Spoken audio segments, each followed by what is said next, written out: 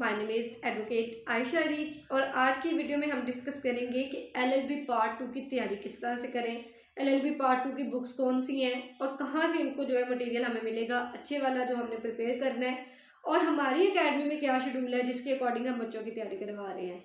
LLB part 1 part 2 की जो exams हैं वो भी कंडक्ट होने के चांसेस हैं कि 1 अगस्त को जो है वो चांसेस हैं कि एग्ज़ाम हो जाएंगे। तरीके क्या है कि ये 2-3 मंथ्स जो है हमने एक शेड्यूल प्रिपेयर किया है जिसके अकॉर्डिंग हम बच्चों के टेस्ट कंडक्ट कर रहे हैं।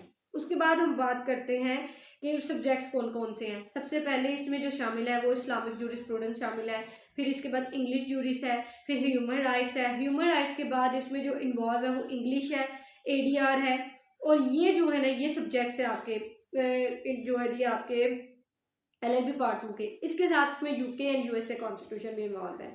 अब ये सब एग्जाम जो हैं जितने भी सब्जेक्ट हैं ये 100 मार्क्स के हैं, यानी टोटल 6 सब्जेक्ट्स हैं और टोटल ये 100 मार्क्स के हैं। तैयारी कहाँ से करें? तैयारी करने का बेहतर तरीकाकार ये होता है कि आप अपनी प्रेजेंटेशन जो है उसको बेहतर करें और इसके साथ साथ अपने नोट्स खुद प्रिपेयर करें। जब आप एक बार चीज़ लिख लेते हैं तो वो आपके जहन में बैठ जाती है। अब हमारा टेस्ट सेशन कब से स्टार्ट हो रहा है? हमारा टेस्ट सेशन बच्चों जो स्टार्ट हो रहा है वो 18 से स्टार्ट हो रहा है एलएलबी पार्ट 2 का। इसमें क्या स्ट्रेटजी होगी, इसमें हम फुल बुक हाफ बुक ठीक है इस हिसाब से हमने टेस्ट कंडक्ट करने हैं। यानी आपको इस वक्त शो हो रहा है इस स्टेट शेड्यूल के मुताबिक हम जो है वो एग्जाम करेंगे। सबसे पहले हम इस्लामिक जूरिस्प्रूडेंस का है वो थोड़ी सी आसान बुक है, इस वजह से हमने उसका एक ही टेस्ट कंडक्ट किया है। उसके बाद फर्दर जो आपको नज़र आ रहे हैं उसमें first book second book first book full book का जो है हमने टेस्ट कंडक्ट किया है। इसी तरह से एडीआर थोड़ा सा मुश्किल है, हमने उसके 2 क्वेश्चन करके उसका कंडक्ट किया है। इसके बाद हम क्या करेंगे कि जब ये सारे टेस्ट कंप्लीट हो जाएंगे तो एडीआर के फुल बुक हाफ बुक और जो है जी इस तरह से भी हम टेस्ट जो है वो कंडक्ट करेंगे। ये बच्चों हमारी स्ट्रेटजी रहेगी, इस स्ट्रेटजी के तहत जो है वो हम तैयारी करवाएंगे। इसके साथ साथ इसके जो मोस्ट इंपॉर्टेंट क्वेश्चन हैं सब सब्जेक्ट्स के, इनके जो पास्ट पेपर्स हैं, इनके जो रिकॉर्डेड लेक्चर्स हैं और लाइव लेक्चर्स हैं, अगर आप गेन करना चाहते हैं तो इस वक्त जो आपके सामने मेरा नंबर शो हो रहा है आप इसके थ्रू हमसे कॉन्टैक्ट कर सकते हैं for syllabus for recorded lectures and live lectures. अब जो इसका सिलेबस है वो भी एक बार मैं आपके साथ जो है वो शेयर कर देती हूँ। अभी आपको शो हो रहा होगा, ये इसका जो है वो टोटल सिलेबस है।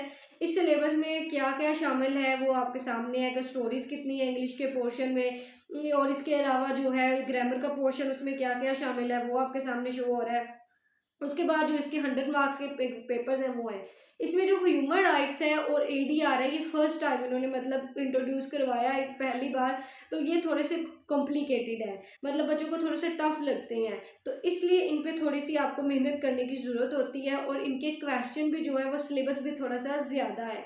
लाइक ह्यूमन राइट्स का और एडीआर का जो सिलेबस है वो तकरीबन 15-16 क्वेश्चन बन जाते हैं। अगर आप मोस्ट इंपॉर्टेंट क्वेश्चन के लिहाज से इसको प्रिपेयर करें तो ये तकरीबन इतने ही आपके क्वेश्चन बनते हैं, इसलिए इस बुक पे आपने ज़्यादा फोकस करना है। अगर हम इसके साथ इंग्लिश जूरिस की बात करें तो इंग्लिश जूरिस्प्रूडेंस बेसिकली हम इसको उर्दू में असूल कानून बोलते हैं और ये भी आपका थोड़ा सा टफ सब्जेक्ट है और इसके भी जो है ना मैक्सिमम आपने 15 या 14 क्वेश्चन प्रिपेयर करने हैं ताकि आप एग्ज़ाम में जो है बेहतर तरीके से कम्पीट कर सकें।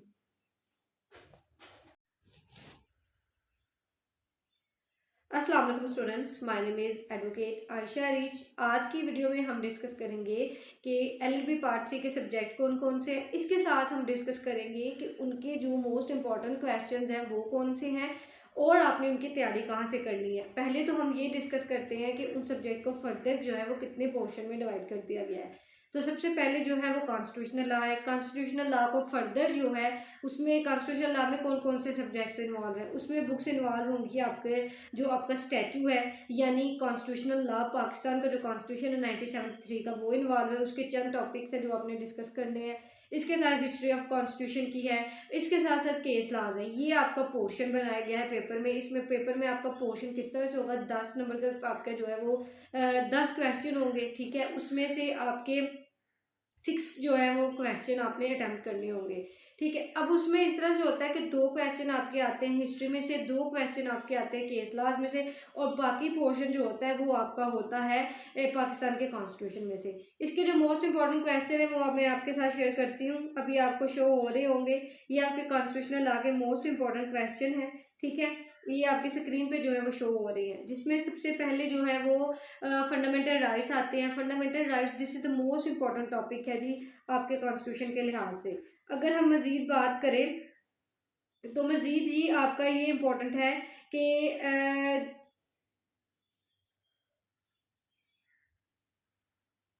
लिखे ही नहीं। मैं बना ली।